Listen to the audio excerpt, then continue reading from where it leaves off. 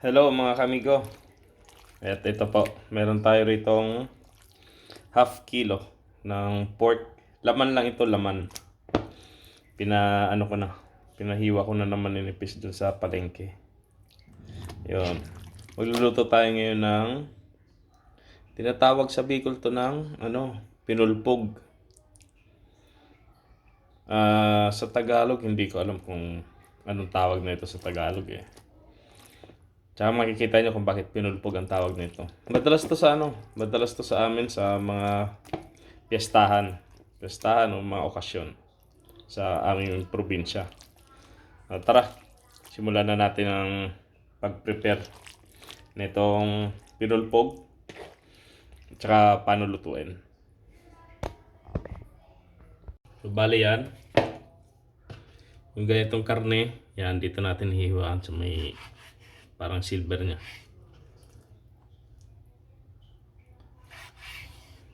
Ganyan lang muna.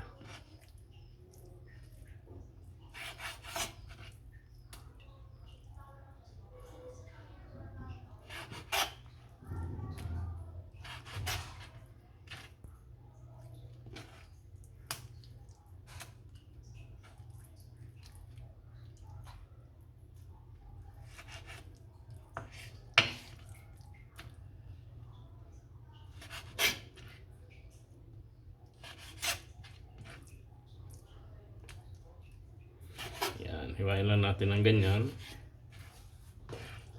Tapos ganito yung proseso niya. Kung bakit pinulpog. Kasi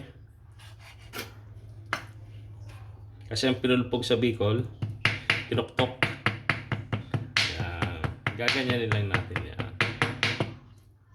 Kumbaga i-tenderize na natin yung karne. Yan. Lahat ng karne, yan. Gaganyanin natin.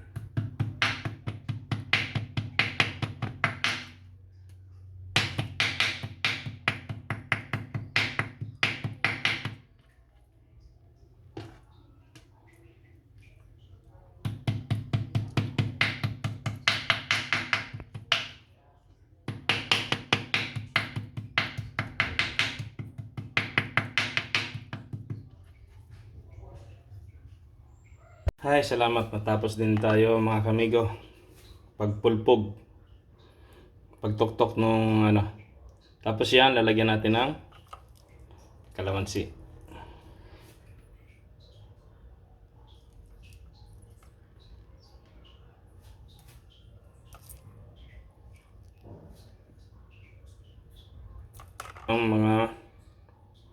Siguro mga 15 pieces ito. Pagka nalagyan ng kalamansi, lagyan natin ng patis. Ano lang to, tansyahan lang to mga kamigo. Ayan. Pamintang durog. Ayan. Lamasin na natin.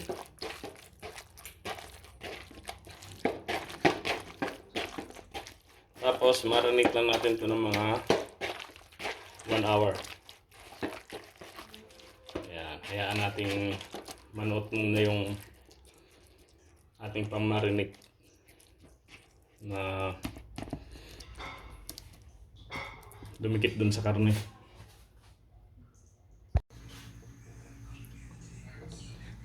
Yun.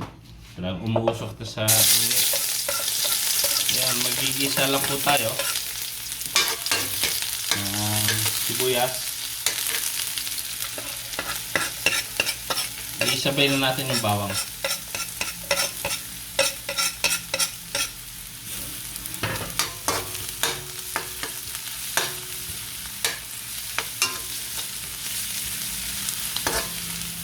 Yan, okay na yung ginigisa natin.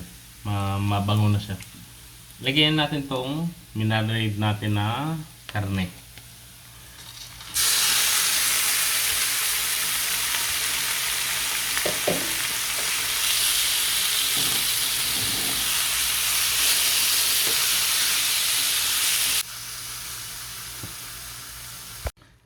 Yan. Sa ganyan, nagtutubig na po siya.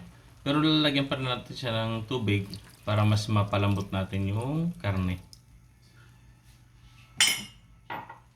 And then, syempre, yun, Knorr cubes, pork, lagyan natin para mas ano yung lasa ng ano niya, mag-enhance kumbaga.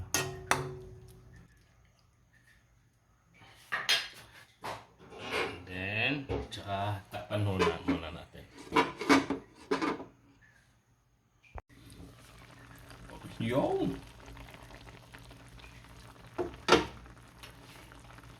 Yan.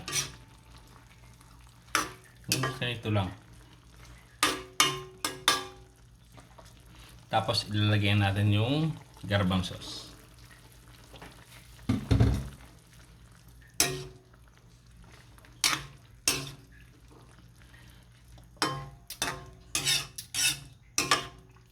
Kakaunti lang yung ingredients niya.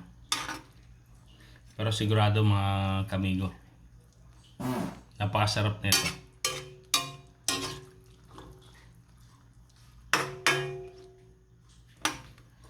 I-reduce lang natin yung ano niya, yung sabaw. Yan, nilagyan natin siya ng cornstarch na may tubig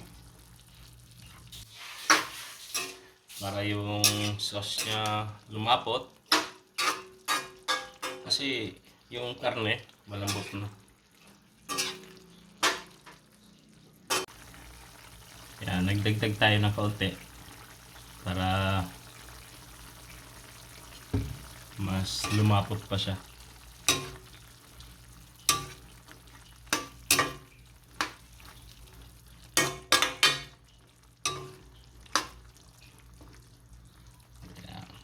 Hayaan lang muna natin siyang kumulo para makuha natin yung gusto nating consistency nung niluluto natin.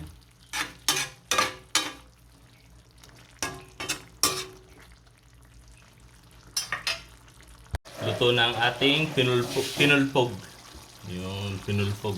Sa Bicol term lang po yun. Pero sa Tagalog hindi ko po kasi talaga alam.